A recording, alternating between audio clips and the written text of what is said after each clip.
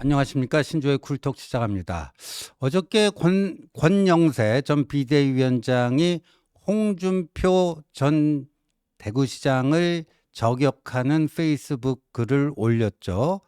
뭐냐면은 홍준표 전 시장이 하와이에 가 있는데 몸만 하와이에 가 있지 마음은 그냥 서울에 있습니다. 하루가 멀다 하고 본인의 페이스북 또는 본인이 만든 인터넷 그 플랫폼인 청년의 꿈에다가 계속해서 글을 올리고 있습니다. 그런데 국민의힘에는 정남이가 떨어져갖고 그 근처에도 가고 싶지 않다. 지금 뭐 이렇게 얘기를 하니까 권영세 전 비대위원장이 이 당에서 두 번의 대권 도전, 두 번의 광역단체장 당선, 수차례 국회의원 당선을 한 분이 이제 와서 이러면 안 되지요. 타고난 인성은 어쩔 수 없나 봅니다. 당으로부터 그렇게 많은 혜택을 받은 사람이 어떻게 정남이가 떨어져서 그 근처에도 가고 싶지 않냐, 이렇게 헌신짝 버리듯 당을 내팽개칠 수 있느냐. 인성의 문제다. 홍준표 인성, 인간이 덜 됐다, 한마디로 이런 얘기로 직격을 한 거죠. 그런데 뭐 가만히 있을 홍준표가 아니잖아요. 거기에 대한 답이 나왔습니다. 청년의 꿈에 이런 글을 올렸어요. 한번 볼까요? 저게 이제 권영세의 그 저격에 대한 반격이죠. 5번의 국회의원은 당의 도움 아닌 내 힘으로 당선되었다, 이런 건데요. 5선이죠. 초선은 송파 쪽에서 했어요. 당선되기 쉬운 송파 쪽에서 했는데 선거법 위반으로 중도 사퇴를 했는데, 그 당시에는 선거법 위반에 걸려서 중도 사퇴를 하면은 그 피선거권 제한은 피할 수 있는 그런 규정이 있었습니다. 그 다음에 동대문 을로 지역구를 옮겨서 재선 3선 4선까지 하고 5선 도전했다가 2012년에 떨어지고 나서 그때 경남지사 보궐선거 2012년 12월에 있었던 박근혜 대 문재인 고 대선 때 경남지사 보궐선거가 있었어요. 그때 보궐선거로 경남지사가 됐고, 그 다음에 본선거에서 한 번 더 해서 경남지사 2번을 한 거죠. 근데 2번의 경남지사는 친박들의 집요한 견제와 음해 속에서 내 힘으로 경선에서 이긴 것이다. 그리고 이제 국회의원 마지막은 또 수성에서 한 거죠. 무소속으로 나가서 수성에서 한 거고, 최근에 이제 대구시장 했던 것도 당이 집요하게 자기의 대구시장 출마를 방해해서 15% 페널티를 받았는데도 경선에서 이긴 거다. 그러니까 나는 당에 혜택 입은 게 1도 없다. 그 당이 내게 베풀어 준 건 없다. 박근혜 탄핵 이후 괴멸된 당을 내가 되살렸을 뿐이다. 내가 당에 기여하고 공헌한 거는 많지만 내가 당으로부터 받은 것은 없다. 뭐 이런 식의 얘기죠. 3년 전 윤석열에게 민심에서 압승하고, 그때는 역선택 방지정이 없어가지고요. 홍준표 표는 민주당이 꿔준 표, 뭐 그런 얘기도 많이 돌았을 때죠. 민심에서 압승하고 당심에서 참패했을 때 탈당하려고 했으나 마지막 도전을 위해 보류했었는데, 이번 경선에서도 사기 경선을 하는 것을 보고 내 청춘을 묻은 그 당을 떠났다. 국민의힘에서 은퇴한 거다. 요 대목이 굉장히 의미심장합니다. 정계 은퇴를 선언했잖아요. 그때 사자 경선에서 최종 그 양자 경선 진출 좌절되면서 바로 국민의 정계 은퇴, 국민의힘 탈당, 이 두 가지를 거의 동시에 했는데, 정계 은퇴가 아니라 국민의힘에서 은퇴한 거다. 이 말이 의미심장합니다. 이거 잘 봐야 됩니다. 내가 보수 진영의 아웃사이더였다는 건 그걸 두고 하는 말이다. 그러니까 자기는 당으로부터 한 번도 뭐 혜택 받은 게 없다. 나는 그냥 변방의 아웃사이더였다. 30년 전, 그러면서 옛날 얘기를 합니다. 30년 전 정치를 모를 때, 본인이 정치 입문할 때의 비화를 얘기하는 거예요. 노무현 전 대통령 권유 따라 꼬마 민주당을 갔다면 이런 의리, 도리, 상식이 전혀 통하지 않는 당에서 오랫동안 가슴 아리는 하지 않았을지도 모른다. 그러니까 홍준표가 그때 노무현 전 대통령이요.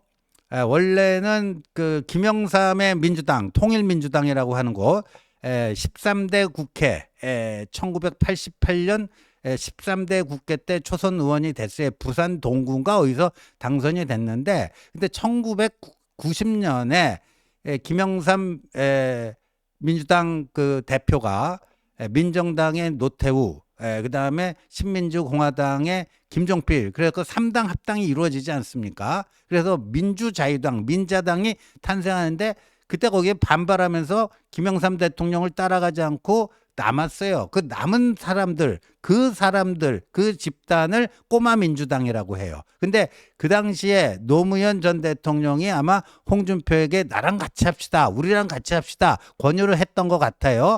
그래서 그때 그 노무현의 권유를 따라서 꼬마 민주당을 갔다 하면 이렇게 나는 헌신한 거, 기여한 거 많은데 나에게는 의리, 도리, 상식 이런 거 전혀 적용도 안 하고 이런 당에서 뭐 하는 일은 없었을 거다 하면서요.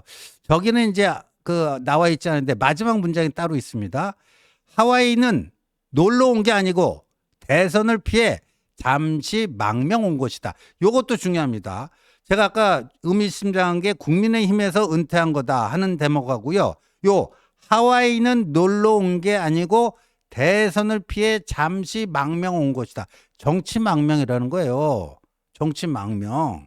놀러 온 게 아니라는 거예요. 골프 치러 간 게 아니고 잠시 망명 온 거라는 거예요. 일시 망명이라는 거예요. 대선 끝나면 돌아가겠다. 대선 끝나면 내 조국 대한민국으로 돌아가겠다. 누군가 이번에 대통령이 되면 이 몹쓸 정치판을 대대적으로 청소했으면 좋겠다. 이렇게 얘기를 했습니다. 그 말이 바뀌었죠. 정계 은퇴다. 인생 3막을 설계하러 미국에 간다 그랬어요. 자기 인생의 1막은 검사, 인생의 2막은 정치인.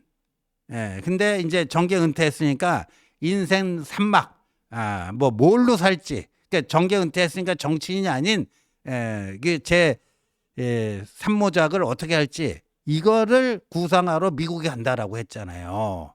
말이 완전히 바뀌었습니다. 정계 은퇴가 국민의힘에서 은퇴 이렇게 바뀌었고요. 하와이에 간 게 제 3막의 인생을 설계하기 위해서 간다가 아니고 일시적인 정치 망명을 한 것이다. 대선 끝나면 다시 돌아간다. 누군가 이번에 대통령이 되면 이 몹쓸 정치판을 대대적으로 청소했으면 좋겠다. 30년 전 노무현의 그 권유를 따랐으면 좋았을 걸. 후에 막급이다. 이런 얘기를 쓴 거 아닙니까? 이런 얘기를 쓴 거 아닙니까? 자, 이거 이제 여러분들 감 잡으셨죠? 홍준표의 마음을 감 잡으셨죠? 며칠 사이에 또 바뀌고 뭐 한 거예요. 엊그저께요. 홍준표 그 지지 그룹들이요. 뭐 홍준표와 함께하는 사람들부터 시작했고 카이스트의 뭐 이병태 교수 뭐 등등 해갖고 이병태 교수는 나중에 뭐 그 과거에 그 발언들이 문제가 돼갖고 이재명 캠프에서 조금 이제 거리두기 했지만 나머지 사람들은 이재명 캠프 몰려가갖고 이재명 지지선언 하지 않았습니까? 이재명 지지선언. 그런데 저거죠. 이재명 지지선을 저렇게 했어요. 근데 이재명이 또 홍준표에게 러브레터를 공개적으로 보냈죠. 낭만의 정치인이다. 러브레터. 낭만의 정치인 홍준표를 기억하며 홍준표 선배님은 상대 진영에 있는 분이지만 밉지 않은 분이셨습니다. 유머와 위트, 통합의 정신을 잊지 않는 진정한 정치가로서 많은 사람들의 사랑을 받으셨습니다. 솔직히 이번 대선에서 어쩌고 저쩌고 하다가 보면 한국 정치사에 큰 족적을 남기고 보수 정당을 위해 평생 헌신해 오신 홍 선배님께서 결국 뜻을 펼치지 못하고 정계 은퇴 선언하셔서 참으로 안타까웠습니다. 홍 선배님의 국가 경영의 꿈, 제7공화국의 꿈, 특히 좌우 통합정부 만들어 위기를 극복하고 전진하자는 그 말씀에 깊이 공감합니다. 이 난국의 이념이나 진영이 국익이나 국민 행복보다 중요하겠습니까? 어떤 정당을 지지했던 누구를 지지했던 간에 작은 생각의 차이를 넘어 대한민국의 미래를 위해 모두 함께 힘을 모을 수 있길 바랍니다. 미국 잘 다녀오십시오. 돌아오시면 막걸리 한 잔 나누시지요.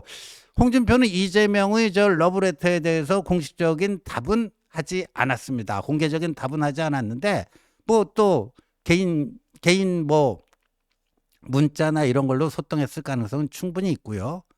그렇습니다. 그래서요, 지금 나오는 얘기가 뭐냐면, 홍준표가 이재명 정부의, 이재명이 저기 요새 보면 뭐 좌우 따지지 말고 뭐 이렇게 국민 통합하고 뭐 실리, 실용 뭐 이런 거 중심으로 국정 운영하겠다. 저는 그거는 뻥이라고 봐요. 이 선거에서 더 득표율을 늘리기 위해서 중도 그다음에 이 윤통과 김문수 한덕수에게 실망한 이 합리적인 보수층까지도 다 자기 표로 만들기 위해서 하는 일종의 그 캠페인 전략이라고 보는데, 일각에서는요, 홍준표가 이재명이 대통령 되면 협치총리로 기용되는 거 아니냐. 협치총리. 좌우 통합정부다. 국민 통합정부다. 그러니까 이재명 대통령이 첫 번째 총리를 홍준표로 지명한다. 홍준표가 이재명 정부의 첫 번째 총리로 가는 거 아니냐. 협치총리. 그런 말도 참 그럴듯하고 괜찮다. 뭐 이런 얘기하고, 그래서 홍준표 그 지지자들, 측근들이 이재명 캠프에 가서 지지 선언한 거 아니냐. 근데 통상적으로 이제까지의 여의도 정치 문법을 보면요, 홍준표를 지지했던 사람들이요, 홍준표의 뜻과 무관하게 홍준표의 의중을 묻지 않고 이재명 캠프에 몰려가서 지지 선언하는 것은 불가능합니다. 물어봅니다. 그리고 오히려 홍준표가 야, 당신들 가서 그것 좀 해. 오히려 등 떠밀었을 가능성도 충분히 있습니다. 그게 여의도 문법입니다. 그게 여의도 문법이에요. 나는 내가 뭐라고 얘기할 수는 없지만 당신들이 그냥 나하고는 무관하게 자발적으로 가서 하는 것처럼 이렇게 외양을 만들어 갖고 그것 좀 해줘. 이렇게 했을 수도 있고, 아니면 홍 시장님 우리 이렇게 하려고 그러는데 괜찮겠습니까? 그럼 내가 오케이 했다는 그 얘기는 하지 말고 그냥 자발적으로 하는 것처럼 해갖고 가서 해. 뭐 이렇게 추인을 해줬을 가능성이 있고요. 그 홍준표 지지자들이 홍준표의 의중과 무관하게 거기 갖고 이재명 캠프 가서 지지 선언했다. 그거는 뭐 여의도 문법으로 뭐 불가능한 일입니다. 불가능한 일이에요. 자, 근데 홍준표 말이 바뀌었죠. 정계 은퇴가 아니라 국힘 은퇴입니다. 정계 은퇴가 아니라 국힘 은퇴예요. 그다음 인생 제3막이 아니라 돌아가서 이제 일시적인 정치 망명 온 거고, 고국에 돌아가서 대선 끝나면 돌아가서 또 뭔가 할 것처럼 지금 얘기하잖아요. 그래서 저는 홍준표가 왜 이렇게 마음이 바뀌었을까 이 생각 해봤는데요. 명태균 사법 리스크가 홍준표로 하여금 이렇게 만드는 거 아닌가 하는 생각을 지울 수가 없습니다. 지금 주요 정치인 중에 명태균 게이트에 연루되어 있는 사람이 많은데, 이번 대선 주자 관련해서는 홍준표와 오세훈 두 사람이 거론이 됐잖아요. 근데 오세훈 시장의 경우에는요, 2021년 서울시장 보궐선거, 그게 4월에 있었나요? 그때 명태균으로부터 여론조사 관련해서 도움을 받았다. 그리고 비공식적인 도움을 받고 또 비공식적으로 거기에 대한 대가를 금전으로 지불을 했다. 이것과 관련해서 오세훈 시장이 이제 수사 선상에 올라가 있는 건데, 근데 홍준표 전 시장의 경우에는요, 명태균 씨 말로 오세훈보다 한 10배 이상이다.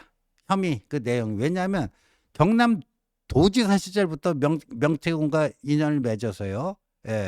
그 경남 도지사 보궐선거로 들어가서 2번 했잖아요. 그리고 2016년에 그때 그 당시에 이제 국힘을 탈당하고 무소속으로 대구 수성 을인가요? 거기 나가고 이제 무소속으로 당선됐다가 복당을 하잖아요. 복당할 때도 명태균 도움을 받잖아요. 그리고 뭐 대구시장 때도 그렇고요. 그러니까 이 홍준표와 명태균의 관계는요, 10년 이상이에요. 10년 이상입니다. 그리고 뭐 선거도 경남도지사, 국회의원 선거, 대선 후보 경선, 대구시장, 다년간에 걸쳐서 여러 선거에 명태균이 여론조사를 통해서 홍준표를 지원하고, 그리고 홍준표 본인은 아니지만 홍준표의 측근들로 받은 액수가 억대예요, 억대. 예. 그래서 이거를 피해 나갈 수는 없을 것이다. 왜냐하면 김건희 씨에 대해서도 뭐 이제 이제 소환장을 날리고 지금 불응했죠. 이번 주 수요일에 나오라고 했는데 불응했는데, 뭐 계속 불응하면은 이제 체포영장 뭐 발부할 것 같아요. 그러니까 김건희 씨에 대해서도 이렇게 하는데, 뭐 홍준표 전 시장 뭐 이제 정계 은퇴했으니까 그냥 퉁치고 넘어간다. 이거는 제가 봤을 때 없을 것 같아요. 그러니까 홍준표 입장에서는 30년 결국 뜻을 이루지 못하고 나왔지만 이 그 정치의 인이 강하게 바뀌었기 때문에 그 새로운 인생 산막 설계하는 거 쉽지 않을 거고요. 여러 가지 미련과 아쉬움이 남을 거고요. 근데 국힘은 정말 정남이가 떨어졌고요. 그래서 이재명의 힘을 빌리면 명태균 사법 리스크도 어떻게 좀 피해갈 수 있고, 그리고 또 무슨 협치 총리 이런 자리도 혹시라도 나오면 좋은 거 아니냐. 지금 이렇게 좀 말이 바뀌었다. 이렇게 좀 생각이 바뀐 거 아니냐. 지금 홍준표의 글만 놓고 보면은요, 문자 그대로 해석하자면 지금 거기까지 간 게 아닌가 이렇게 보여집니다. 한마디로 달면 삼키고 쓰면 뱉는다. 이게 이제 사자성어로 감탄고토라고 하는데요. 참 그렇습니다. 홍준표라는 기라성 같은 인물이 결국은 이렇게 정치적으로 타락해 가는구나 하는 느낌을 지울 수가 없습니다. 시청해 주셔서 감사합니다.